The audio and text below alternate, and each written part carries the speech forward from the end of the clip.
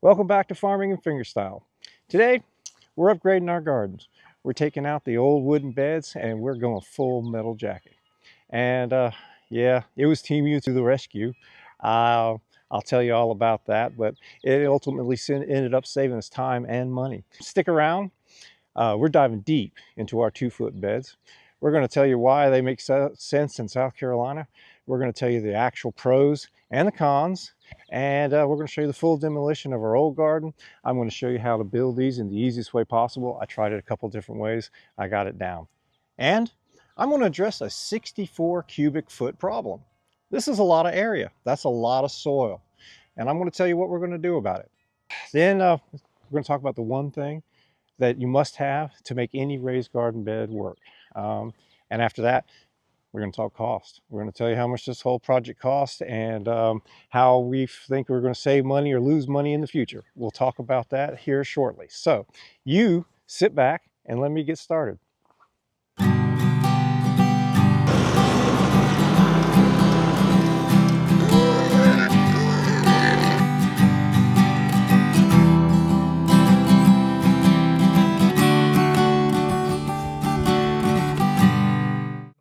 Our garden's history starts about 15 years ago on a small patch of land next to the house. We had a traditional in-ground garden and we had some moderate success. Now initially, we had some problems with the neighbors, but we worked them out. Only to find that our biggest problem was the ground that we're standing on, the South Carolina red clay. Well, here we are in my backyard, which is representative of most backyards in this area.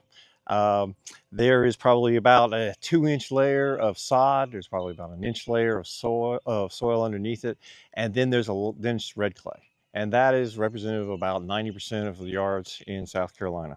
In some parts of the country, if you press this shovel into the ground and put your foot on it and you press in, it will go all the way into the hilt. But that is not how it works here in South Carolina. You will go past the sod and the soil layer and you're going to hit red clay. And when I'm talking about it's not going in, it's not going in. That's red clay. And that's a big problem.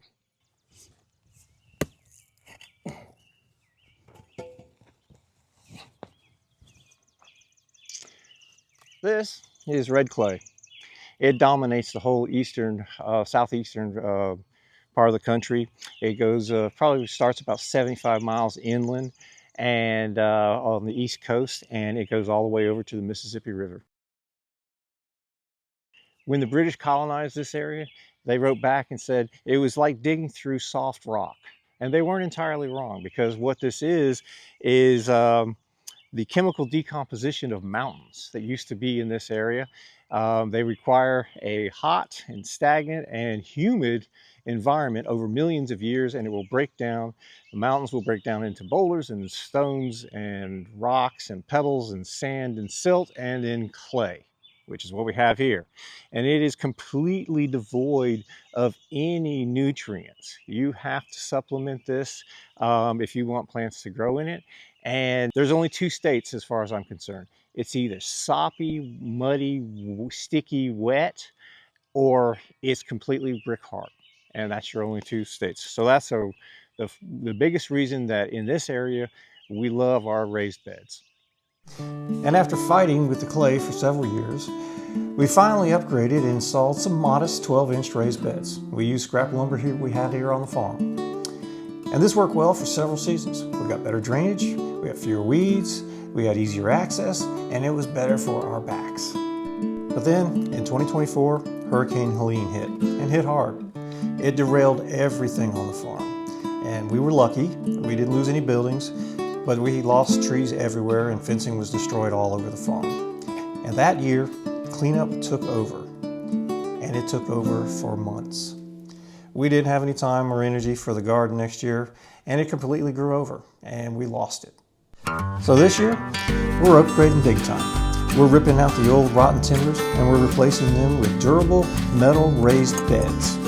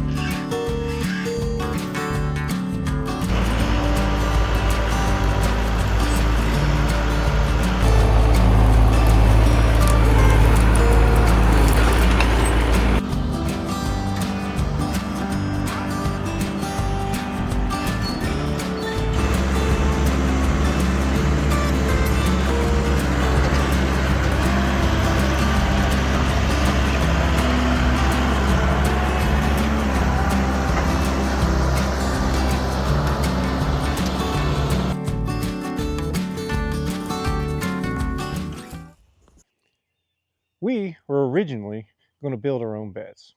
We were going to use 2x6 treated lumber. We were going to get 10 locally, and we were going to build them just like you see all over YouTube.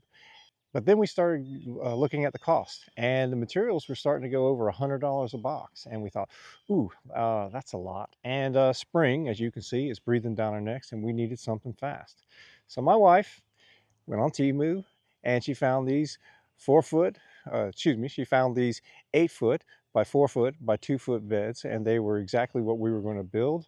And they worked out about $50 or $60 each, and that was way cheaper, and they shipped right to the farm. So I'm going to show you how to build these things and put them together, and I'll tell you what I think of them.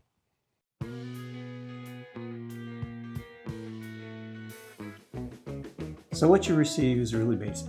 Some 10 panels, some corners, some brackets, some nuts and bolts, and there you are. This building method we're going to call the hard way. In the sun, on rocky ground, trying to hold everything upright as you build it. It's possible, but it's backbreaking. This is the official farming and fingerstyle method for building panels in the shade with a couple of sawhorses and some hog panel. Perfection. There was a little damage. I noticed one of the corners was knocked down, and found the fastest way to do that is to use a crescent wrench and just straighten them out.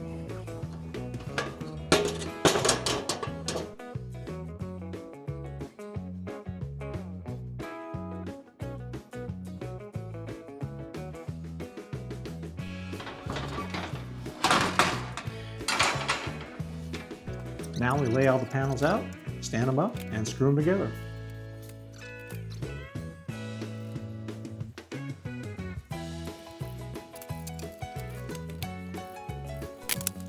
Now we add some side bracing, and we're done.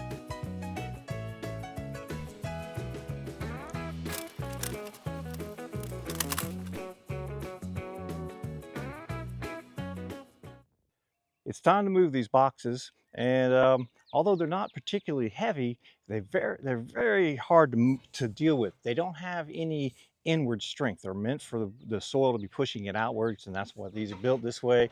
And when you pick them up, they immediately go all over the place. So that's why I invented the Bob's multi-adjustable weird box picker-upper thing. And it works kind of simple. I went to the wood shop and I picked up a couple of wood clamps. I turned them in on in. I put 1, 2, 3 zip ties on here, and then I kind of laid them on here, and one here, and one here, and now we can pick it up and move it where we want to. Much, much easier, much more stable. Now, I'm not going to patent this. I'm giving it to the world for free. And I think that alone deserves a like and subscribe. You didn't see that coming, did you?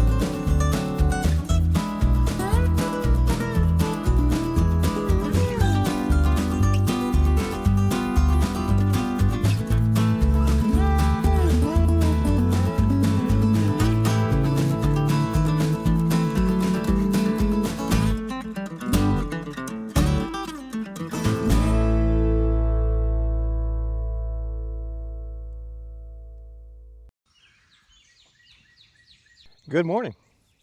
Here they are. They look great, but we're not done. Not by a long shot, not at all.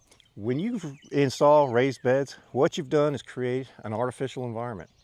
Their plants are totally dependent on you for water, for nutrients, for soil, for everything. And that brings us to my number one thing. This is the thing you need for raised beds to work. And is without question, you need a watering system, an irrigation system, whether it's a drip hose, whether it's a sprinkler system. It needs to be on a timer that's easily adjustable. Raised beds warm up faster in the spring, which is great. They drain well. They let you plant your plants closer together, but they also dry out faster because they don't have all the land around them to hold water or retain them. Mulch helps, but it's not the be all and end all. These raised beds are higher up on the ground. They don't have the insulating factor of the earth around it, and they just dry out faster. So big thing we got to work on right next is we need to put in an irrigation system. Well, there you have it. Our gardening upgrade from old wooden beds to full metal jacket is almost complete. From fighting red clay to these fully ready to plant boxes. If you're dealing with tough soil and you want easier gardening, raised beds might be the next step for you. Thanks for watching. Hit like, hit subscribe, and I'll see you next week. Thank you.